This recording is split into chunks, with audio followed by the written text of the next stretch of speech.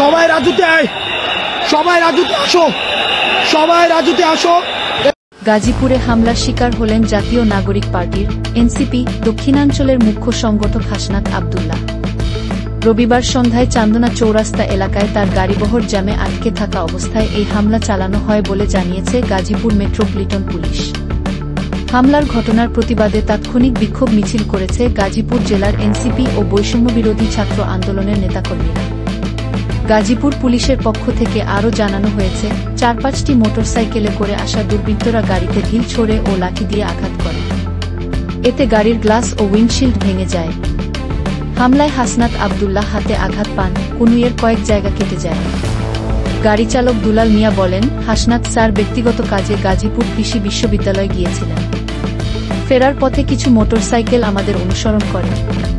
চান্দনা চৌরাস্তা পার হওয়ার পর ঢিল ছুড়লে গ্লাস ভেঙে যায়। গাজীপুর মহানগর পুলিশের অতিরিক্ত পুলিশ কমিশনার জাহিদ হাসান সংবাদ মাধ্যমকে বলেন, সালনার গাজীপুর কৃষি বিশ্ববিদ্যালয় এলাকা থেকে ঢাকায় ফিরছিলেন হাসনাত আব্দুল্লাহ। চান্দনা চৌরাস্তা এলাকায় যানজটে আটকে থাকা অবস্থায় ৪-৫টি মোটরসাইকেলে এসে তার গাড়িতে হামলা করে দুর্বৃত্তরা। হামলায় তিনি হাতে আঘাত পান এবং গাড়ির গ্লাস ও উইন্ডশিল্ড ভেঙে যায়। পুলিশ জানায়, ঘটনাস্থল থেকে দ্রুত সরে গিয়ে গাড়িবহর বোর্ডবাজার এলাকায় আইইউটি ক্যাম্পাসে আশ্রয় নেয়। পরে তাকে উত্তরা পূর্ব থানায় নেওয়া হয়। সেখান থেকে অন্য একটি গাড়িতে করে রাত 8:30টার দিকে ঢাকায় পাঠানো হয়। ঘটনার পর ফেসবুকে উত্তরাঞ্চলের মুখ্য সংগঠক সার্জিস আলম লেখেন, হাসনাতের গাড়িতে 1012 জন সন্ত্রাসী গাজীপুর এলাকায় হামলা করেছে। গাড়ির গ্লাস ভেঙে গেছে, হাত রক্তাক্ত হয়েছে। আশপাশে যারা আছেন হাসনাতকে প্রোটেক্ট করুন। এ ঘটনার প্রতিবাদে রাত 9টার দিকে গাজীপুরের এনসিপি এবং বৈষম্যবিরোধী ছাত্র আন্দোলনের নেতাকর্মীরা বিক্ষোভ করেন।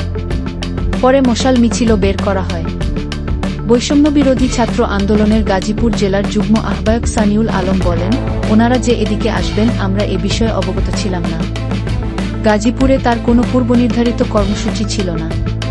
তবে এনসিপির গাজীপুরের কেন্দ্রীয় নেতারা বিষয়টি জানেন কিনা তা আমরা জানি না।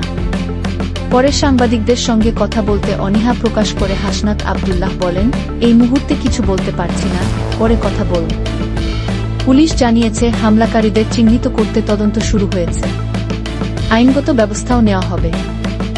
এদিকে এ ঘটনার প্রতিবাদে তাৎক্ষণিকভাবে গাজীপুর জেলার এনসিপি ও বৈষম্যবিরোধী ছাত্র আন্দোলনের নেতাকর্মীরা রাত 8:30টায় ও রাত 9টায় বিক্ষোভ মিছিলের ডাক দেন।